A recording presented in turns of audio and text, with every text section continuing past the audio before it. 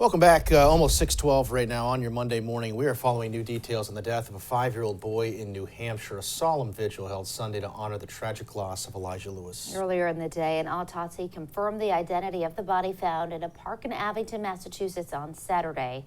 Scott Cook has that story. Hundreds from across the region gathering at Watson Park in Merrimack Sunday for a candlelit vigil in honor of Elijah Lewis. Beautiful to see people unite in such a tough time. Me being a parent of two, can't imagine. Earlier Sunday, the New Hampshire Attorney General's office confirmed the remains found in Abington Saturday did in fact belong to Elijah. That information confirmed through dental records.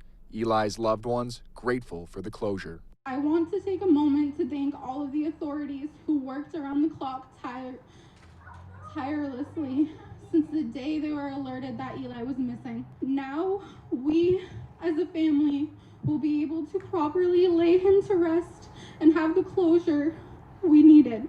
These last 10 days have been an emotional roller coaster for every person involved. Eli's big brown eyes and dimples stole hearts of people all over the world. It's amazing how people can still unite and care in such a tough time with the COVID year, and people still care, and it just really touches my heart. I met so many people tonight that feel the same as me being parents. And that was Scott Cook reporting. Meanwhile, Elijah's mother, Danielle Dauphiné, and her boyfriend, Joseph Staff, are being held in connection with his disappearance. The initial charges are child endangerment and witness tampering, but authorities say their investigation is far from over. Placing a local phone call in New Hampshire, meantime, will take a little bit longer. Callers will be required to add the state's 603 area code to most calls because of a new mental health and suicide prevention number. The 3-digit mental health and suicide prevention hotline, 988. The new hotline does not start operating until July, but 10-digit dialing began this weekend. State officials said they have been trying to make people aware of this change, but they said some people might still be upset. Drivers heading north into Maine will soon pay more in tolls as the state looks to make up for revenue lost during the pandemic. The Maine Turnpike Authority is increasing toll prices for the first time in 9 years. These changes take effect November 1st. Among them, the toll for passenger cars going through the new toll booths in York, Maine, now $4 instead of $3. That change alone is expected to generate more than $14 million of the revenue. And town officials in Dighton are warning residents to be on the lookout for black bears. Police say they've been called for multiple bear sightings in the last few days. The bears didn't harm anyone, but some suggestions from police to keep the bears away from your property include don't put out bird feeders, secure your trash, and make lots of noise if a bear comes to your house. That usually gets them to run off. And a boil water order in place for more than 2 weeks has finally been lifted in Fairhaven. Fairhaven residents have been without clean water since October 6th when E. coli was found in the Tinkham Lane well. Additionally, the town says they've been continuing to flush hydrants since October 6th. Residents are urged to flush their lines and have filters replaced. It's a long time. It is almost 6:16 on your Monday morning. We're approaching that as we take another live look outside this morning. You see some raindrops out there on our sky cam. It is a rainy start to our Monday. Chelsea, good morning. Certainly a damp start to the day. Good morning, Casey. Good morning to all of you. We are looking at rain showers moving through the area. We've been dealing with rain overnight, but the back edge of that rain is working through western Connecticut. You can see things are slowly starting to dry out. So we do have another couple of hours of some rain to deal with outside this morning, but the entire day is not rainy. A lot of the day is just kind of overcast, a bit damp with some sprinkles lingering, but any steady rain will come to an end this morning. Temperature-wise, we're above average. Most of us in the low 50s to start, so it's a mild morning outside. This afternoon, we end up in the mid-60s range, which is slightly warmer than average for this time of year. You're noticing we kind of go back and forth as the day progresses. At times, there's some light showers. At times, it's just overcast outside. There'll be a little bit of a breeze as well. But overall, it's a damp start to the day. The bigger system is approaching the area for tomorrow. A wide review is going to show you the system that we're being impacted by this morning is a little bit of a front extending from a low pressure system that's really centered towards Chicago early this morning. There's another low well down to our south, and both of these are going to continue to move towards southern New England. Eventually, the energy kind of coming together, and we end up with a strong coastal system that's going to be impacting us Tuesday night and into Wednesday. Hour by hour, again, we have some showers outside this morning. Most of the day looks mostly cloudy with a few sprinkles around, a little bit of a breeze. We head into the overnight hours and you start to see some heavier downpours moving in. Tomorrow morning, heavy rain falling across southern New England as these two low pressure systems come together. And we deal with steady rain through the day tomorrow. At times, downpours expected with the breeze picking up as the day progresses. Gusty winds overnight into Wednesday morning. Low pressure system sitting just offshore until Wednesday morning. We continue to see showers through the morning with windy conditions.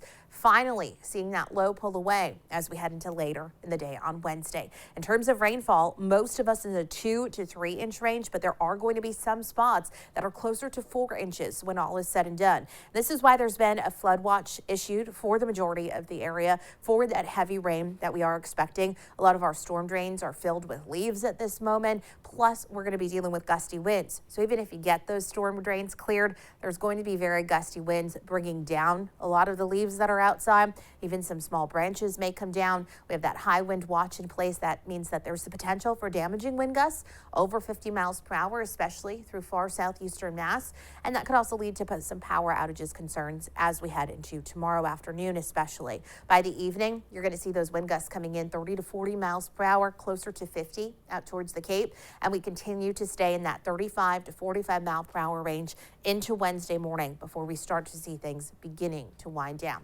So today, some scattered showers out there, especially this morning. It'll be a bit breezy with temperatures in the low 60s this afternoon, but it's the bigger storm system for Tuesday night and into Wednesday that we have heavy rain and gusty winds expected. It looks like by Wednesday afternoon, we'll slowly start to dry out. We'll see more sunshine on Thursday. There's actually more rain for later in the week. Busy week for you, Chels. Yes. The next couple of days are going to be very rainy, very windy, so get everything together today. Some of your Halloween decorations that might be out, get those tucked away, especially for tomorrow night. And again, if you can clear the storm drains of all the leaves, it's going to be windy. There's going to be more leaves out there, but it's not a bad idea to get ahead of that. It can only help, exactly, right? Yeah. Exactly. Yeah, Great point. advice, Chels. Thanks, Chels. Thank you. Checking some consumer news this morning. Facebook staff being told to brace for more bad headlines in the coming days as stories based on a cache of tens of thousands of leaked documents from the company continue to come out. This comes as information from the Facebook whistleblower, Frances Hagan, recently revealed more about the company's role in the U.S. Capitol riots on January 6th. An internal analysis by Facebook found that the company's policies did not slow down or stop the steal and Patriot Party movements. And those supply chain issues continue to dominate the conversation across America as consumer demand increases. The post office taking action this morning to increase capacity ahead of the holiday rush. That action in the form of 45 new facilities, over 100 new sorting machines, and 40,000 new seasonal hires. The shipping industry continues to face its challenges too, including 40 containers falling off a cargo ship in Vancouver this weekend amid stormy weather there. The supply chain logjam has created uncertainty of when the products will be received by the merchants and when they ship. Truckers' annual salaries of $110,000 with a $15,000 signing bonus. The cutoff for FedEx ground shipping by Christmas has been set at December 15th. Boy, this is a story we continue to follow. That's early. That is. The That 15th. really is. Yeah. We're going to stay on top of that, yeah. All right, it is 6:20 and still to come here on Good Morning Providence. A shootout in Foxborough as the Patriots pummel the Jets. We've got your highlights and player reaction. And coming up later, parents fighting with their kids to cut down screen time. Steps parents can make to make that transition a bit easier. Stay with us. You need answers. We're on it. ABC 6 News, first at 4, immediately after Hot Bench. You want fries with that? You want fries with that? Want fries with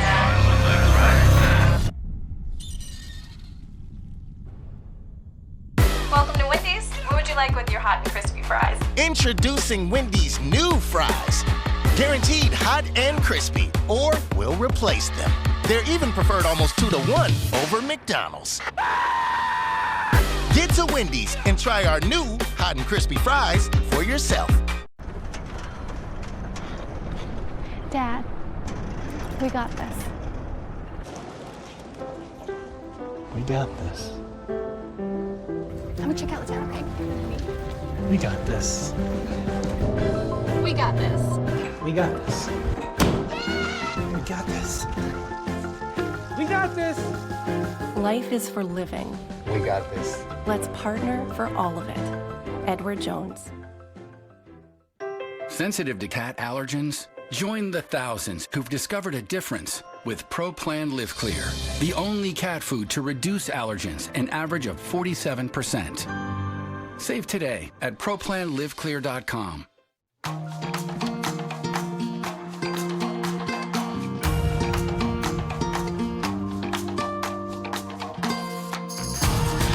Just 2 pills for all-day pain relief.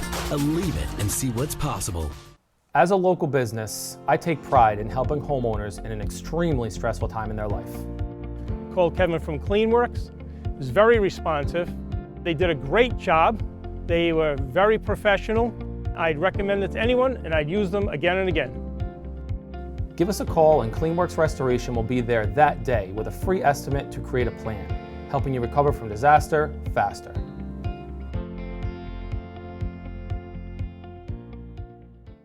Bristol County, we make this commitment to you, an accurate forecast, how to plan the next 24 hours and when you can expect the next big weather maker. See 11 minutes of nonstop news and weather turn to 11 at 11, only on ABC 6.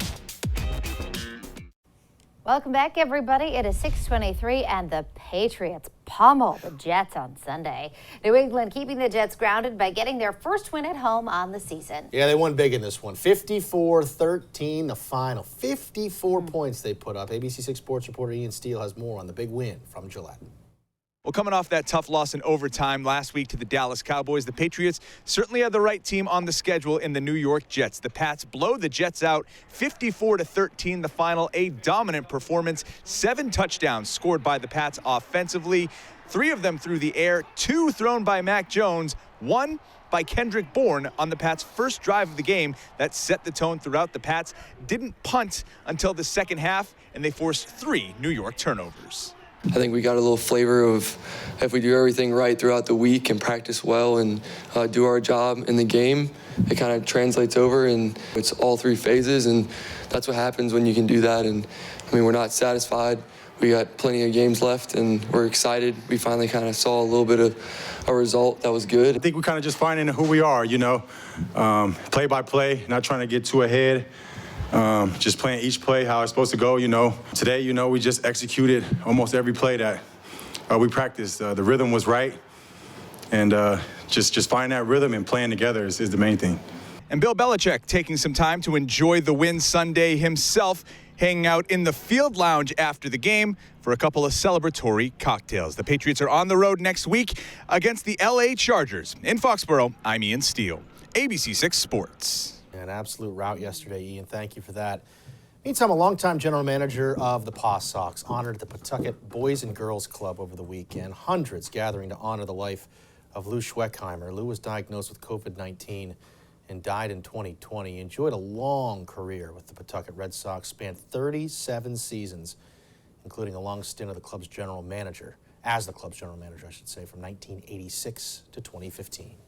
A nice tribute to him there. And let's head over to Chelsea now. She's got a check of our forecast this morning. Hi there, Chelsea. Hey, good morning, Doreen. Good morning to all of you. We have rain falling across the area early this morning. The entire day today is not going to be raining, but it does stay kind of overcast and a bit damp as we head into the afternoon hours. You're looking at temperatures that'll be in the low to mid 60s range outside today, with a lot of clouds and a little bit of a breeze picking up.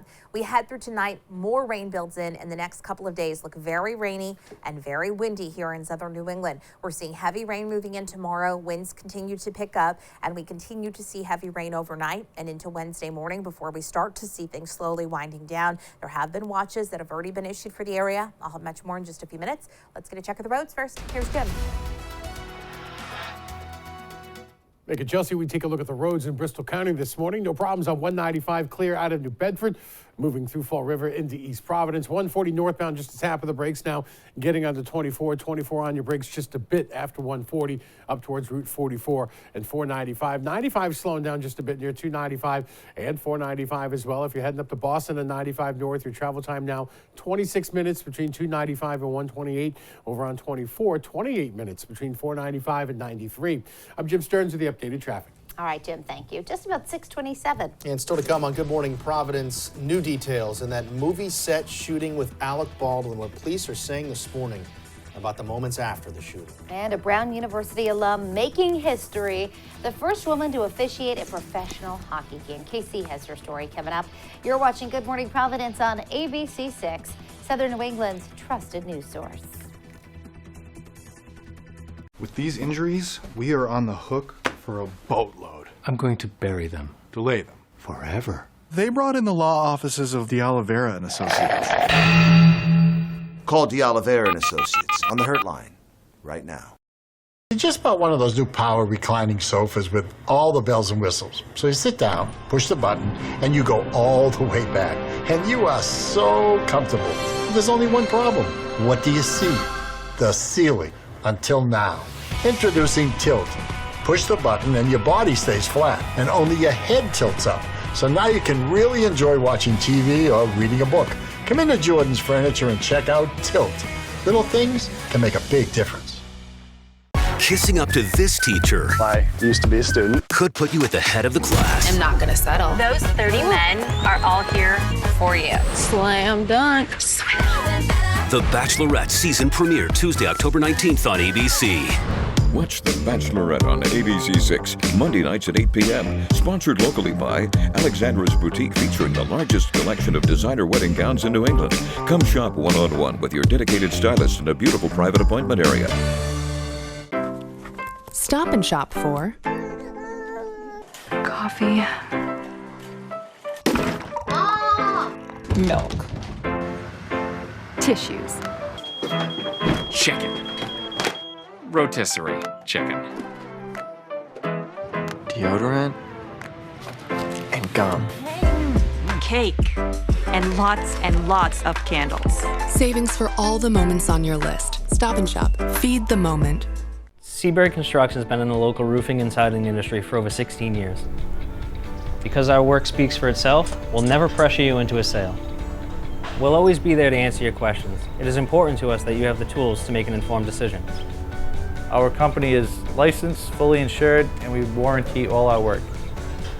Plus, we now offer 5% off vinyl siding and full roof replacement projects.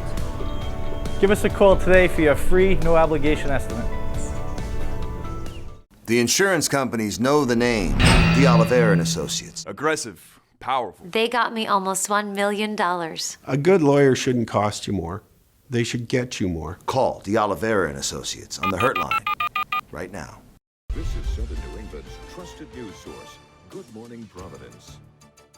Welcome back to a Monday edition of Good Morning Providence. I'm Casey Cairns. And I'm Doreen Scanlon. Just about 6:30. Let's get you over to Chelsea with more on that Monday morning forecast. Hi, Chelsea. Hey, good morning, guys. Good morning to all of you. Let's talk about when you need the raincoat this week. You need it this morning, you need it all day tomorrow, and you need it most of Wednesday as well. So if you haven't fished it out of any closets yet, your rain boots, your coat, we've had pretty dry weather these last couple of weeks. You're going to want to do that early this morning because right now we have rain moving through the area. The back edge of that rain is crossing into western Connecticut, so we don't deal with any steady rain all day long. Today is going to stay pretty damp though. So as you're heading out the door and heading out for your commute, expect scattered rain showers with temperatures in the low to mid 50s outside this morning. This evening, still around 60 degrees. It's an overcast, a little damp kind of day with some sprinkles and some drizzle. It's breezy as well. Then overnight, heavier showers start to build in. A strong low pressure system impacting us in the coming days. I'll have much more on that storm and what to expect in just a few minutes. Casey? It'll be a wet few days. Chels, thank you for that. Happening now, Providence police investigating more violence in the city with 3 shootings now in the last 2 days. The latest sent bullets flying into a home, narrowly missing a 6-month-old baby. Another sending one to the hospital following a shooting outside a bar. Good morning, Providence reporter Laura Puglisi is in the newsroom with more. Laura? Good morning. 2 of those 3 shootings targeted people inside their homes. Children home at the time, their lawns littered with bullet casings. Now, according to police, a 6-month-old baby was just feet away from being shot inside a home on Berkshire Street, rather. Police say it happened around 2:30 a.m. on Sunday morning. Those bullets flying into the living room and hitting the kitchen wall. A baby and 4 others were inside the home at the time, but police say they were not injured. Also on Saturday, police say shots were fired into another home, this time on Bowden Street. Police say people inside the home did shoot back. They believe it was gang-related. They were also shot at on Thursday morning as well. And finally, a third shooting in Providence happening outside a sports bar on Sunday. He was outside the establishment and a subject came up to him, shot him multiple times, and fled on foot. Yes, he's in intensive care in the hospital, unable to communicate with us at this time, but his condition has it's been leveled as stable. Police say that shooting happened on Harris Avenue at the Sports Tap Bar around 1:30 a.m. The bar was actually celebrating its reopening night before a man was shot right outside. The shooting brought on an emergency hearing by the Providence Board of Licenses, the board voting to close the bar until today to gather more information. And they are expected to meet again this morning to decide what the future will be for that bar. And of course, we're going to keep you updated on that. No suspects have been identified in either of these three shootings. Reporting live in the newsroom, I'm Laura Puglisi, ABC 6 News. All right, Laura, thank you. And nearly 24 people displaced from their home after a weekend fire. A total of 14 adults and 8 children are being helped by the Red Cross following a fire at a 3-story home on Bowden Street. According to the Assistant Fire Chief Brian Mahoney, the fire was fully extinguished in about 25 minutes. Smoke detectors were active. And as far as water damage, yes, there's going to be some water damage on the lower floors. We had to use quite a bit of water. As you can see, the front of the building is damaged considerably. And there's going to be quite a bit of rehab before people can go back into the structure. No injuries were reported. The cause of the fire is under investigation.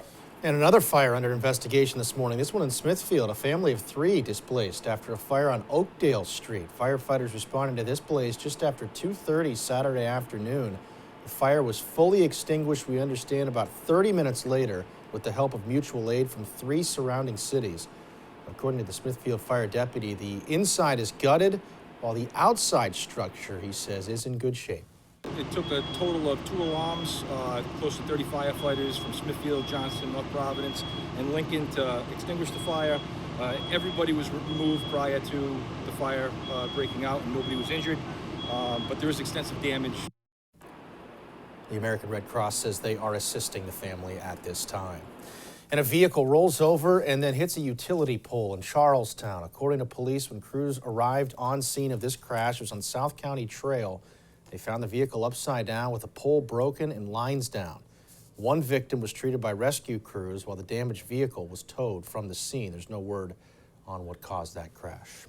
And we are also following new details on that deadly movie set shooting. ABC News has obtained police statements revealing what Alec Baldwin was doing at the time. It also describes who handled the gun moments earlier and why none of it was caught on camera. ABC's Andrew Dimbert has those details. This morning, the most detailed account yet of the moment when authorities say actor Alec Baldwin shot 2 people with a prop gun on this New Mexico movie set. According to police statements from crew members, the crew was preparing to film a scene inside a church. Baldwin was sitting in a pew, practicing cross-drawing his weapon and pointing the revolver towards the camera lens when the gun went off. And the shooting was not caught on video because the crew was not yet filming. We've had 2 people accidentally shot on a movie set by a prop gun.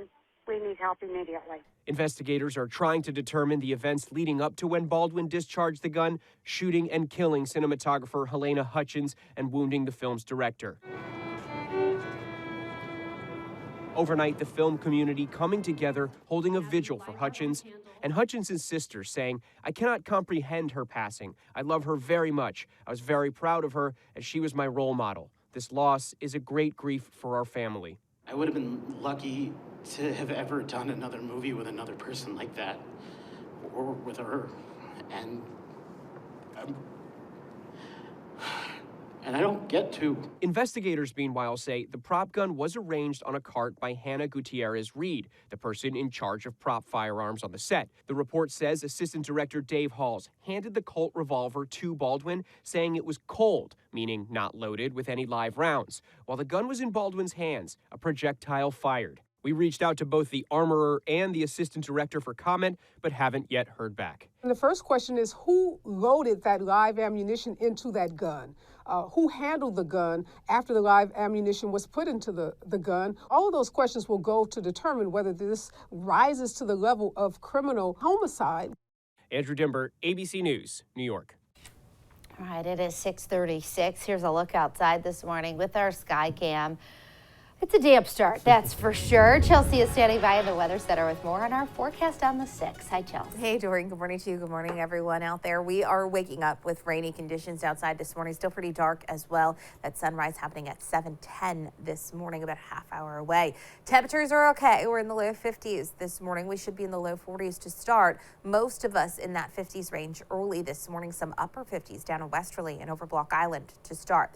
We do have rain outside right now. A little bit of a wider view. Shows you the back edge of the rain in western Connecticut now and moving into western Mass. So the steady rain that we're dealing with right now comes to an end within the next couple of hours. That doesn't mean that we dry out and clear out completely. It still looks to be an overcast day with some sprinkles and some mist around at times as we wait on an approaching really two low pressure systems that are going to team up and become one large low pressure system, one big storm system that'll be impacting us tomorrow night into Wednesday. There's a flood watch that's already been issued for the area beginning overnight and continuing into Wednesday evening, and also a high wind watch that's been issued for the majority of the area. Looks to be the gustiest of winds happening for areas farthest to the east, over 50 miles per hour possible, potentially closer to 60 miles per hour at times for those locations. That's not today. Today is overcast. It is a bit breezy with some scattered showers, but it'll be overnight and into tomorrow that the heavy rain and wind start to pick up. I'll have much more in your full forecast in just a few minutes. Let's get a check of the roads. Here's Jim.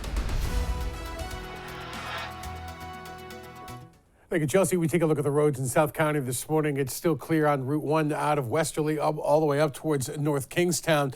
95 smooth after the state line up towards exit 5. That's Route 102 and West Greenwich. 138 delay free approaching Route 1. Route 1 is clear right near Route 4. Route 4 smooth through the lights all the way up to 95. 95 delay free after Route 37 up towards Route 10 and Thurber Avenue. 195 delay free right now near Broadway and the Washington Bridge. 295 clear after Route 44 down towards Route 6 and Route 37. I'm Jim Stearns with the updated traffic. All right, Jim, thank you. Brown University women's hockey opening the season at home this weekend. Yeah, they skated in back-to-back games this weekend against Penn State. And in the house this weekend was former Brown team captain Katie Gay, who just recently made pro hockey history. Take a look. Katie Gay is back on the ice where it all started. Only she's traded the Brown Bears sweater for a black and white one. Here we go, here we go, here we go. Let's go. One that has now put her into the pro hockey history books. History coming. Katie Gay becoming the first woman to ever officiate an American Hockey League game. The game between AHL affiliates of the Pittsburgh Penguins and Philadelphia Flyers, the league, a direct feeder to the NHL. Here you go, guys, have a good one. You know, the adrenaline was flowing leading up to that first puck drop, and once we got it down, I felt comfortable out there. I felt prepared. Tip! Katie, a Westfield, Mass native and former team captain on the 05 Brown squad, is one of 10 women picked to officiate AHL games this season. She's officiated college and junior hockey games, and from there, her post-playing career took off. My goal had always been to go to the Olympics, and in 2018, that long-term dream came true, and I was able to go to Pyeongchang for the Olympics, and you know, that I thought was the pivotal moment of my career until I was able to go to the NHL officiating combine in 2019. And she now finds herself in an elite group. Release, release, release! While also paving the way for women in the sport of hockey moving forward. You got an elbow there? I got an elbow right to the face. Yeah. When I graduated from Brown, there really were no other opportunities for me to stay involved in the game as a player, and so that's when officiating, the doors to officiating opened up for me. That's it, we're good, that's it, we're good! It's a fun way to be out there and part of the game, and so I hope this opens eyes to young players out there. It's a pleasure. Yeah. It's awesome. Yeah, for sure. That's great stuff. Katie says some of her former teammates, too, were surprised to see her officiating now because she was a real grinder when she played. Up next, Katie still officiating college and junior hockey games, and she's already getting another shot in the pros. She's heading back to Pennsylvania next month to officiate another AHL game. This time she'll be in Hershey, officiating the Hershey Bears game. And, of course, the AHL is the Providence Bruins League as well. So I asked her about that, if she's got any of those games on tap. She's hoping. Yeah, she'd love to do a game in her backyard. Yeah. Yeah. So. She's inspiring so many. It She's great. She really is.